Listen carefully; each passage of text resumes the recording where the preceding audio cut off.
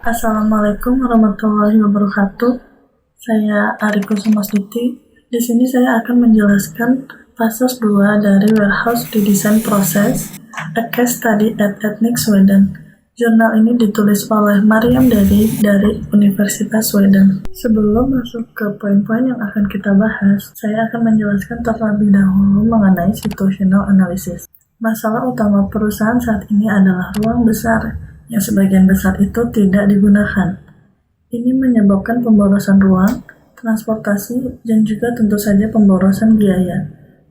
Tujuannya adalah mengurangi area lebih dari 60% untuk mengurangi biaya dan memusatkan gudang, juga meningkatkan efisiensinya. Dengan desain baru, manajemen berharap dapat memusatkan gudang dan tetap cukup efisien yang dapat memberi makan seluruh lini produksi dengan satu gudang terpusat dalam waktu yang lebih singkat. Dengan efisien kinerja tinggi dan pada waktu yang sama menghemat uang dan mengurangi pemborosan. Poin yang akan kita bahas selanjutnya adalah Collect Validation Data. Di gudang etnik, langkah ini dilakukan melalui berbagai kegiatan antara lain. Pertama, identifikasi departemen yang berbeda dan evaluasi masing-masing departemen pertunjukan. Kedua, mengukur semua area saat ini, serta area yang tersisa setelah dikurangi.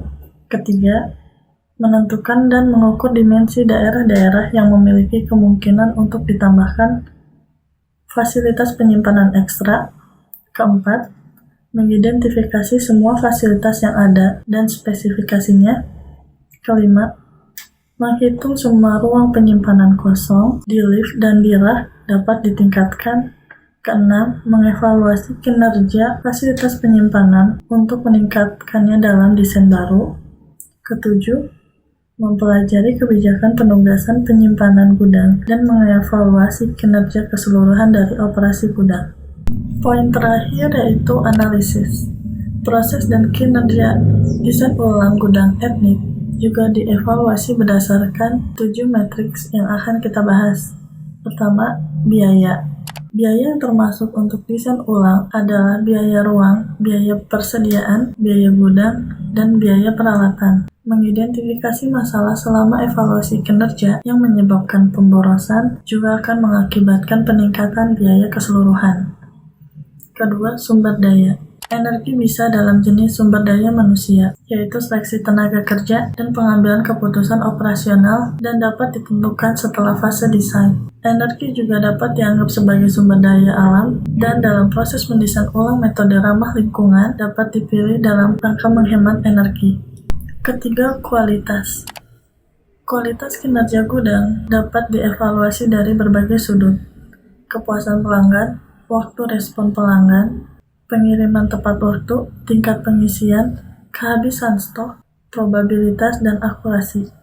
Di gudang semacam ini, yang merupakan gudang produksi, pelanggan internal dan karyawan dari lini produksi, dapat dikatakan bahwa yang pertama, faktor kepuasan pelanggan, didasarkan pada kinerja yang baik dari faktor-faktor lainnya. Di dalam tambahan presentasi pesanan yang dikirimkan tepat waktu, dan pesanan yang dapat dikirim langsung mempengaruhi kepuasan pelanggan. Keempat, fleksibilitas. Subkriteria matriks fleksibilitas dapat dilihat dari berbagai titik. Tenaga kerja, penanganan material, operasi, dan pengiriman. Sumber daya manusia bisa fleksibel dengan berbagai tanggung jawab antara departemen yang berbeda dari gudang. Jika tempat penyimpanan dibagi menjadi zona yang berbeda, fleksibilitas penanganan material dapat dievaluasi antara zona yang berbeda ini. Yang kelima adalah visibilitas. Dalam fase mendesain ulang, penting bahwa langkah-langkah dilakukan satu persatu meskipun saling berkaitan. Keputusan harus diambil hati-hati dan proses mendesain ulang harus dilakukan selangkah demi selangkah. Keenam, kepercayaan. Kepercayaan matriks dalam desain dan kinerja ulang gudang dievaluasi dengan konsistensi, dan itu adalah presentasi pengiriman terlambat atau salah. Ketujuh, inovasi. Itu adalah penggunaan teknologi baru dan akan mengurangi pemborosan waktu, biaya, dan meningkatkan kinerja. Beberapa teknologi ini dapat digunakan dalam proses mendesain ulang gudang menggunakan pemindai untuk memindai kode batang barang dan palet, menggunakan fasilitas baru untuk penyimpanan dan penanganan material, dan penggunaan baru pengembangan metode untuk penyimpanan dan operasi pengambilan pesanan.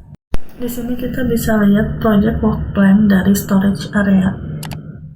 Untuk menyortir item-item berdasarkan dua karakteristik penting, yaitu karakteristik fisik komponen seperti ukuran, bentuk, dan volume, dan yang lainnya adalah frekuensi penggunaan. Item besar dengan lebih sedikit frekuensinya atau jumlah permintaan yang tinggi lebih baik disimpan hanya di daerah cadangan.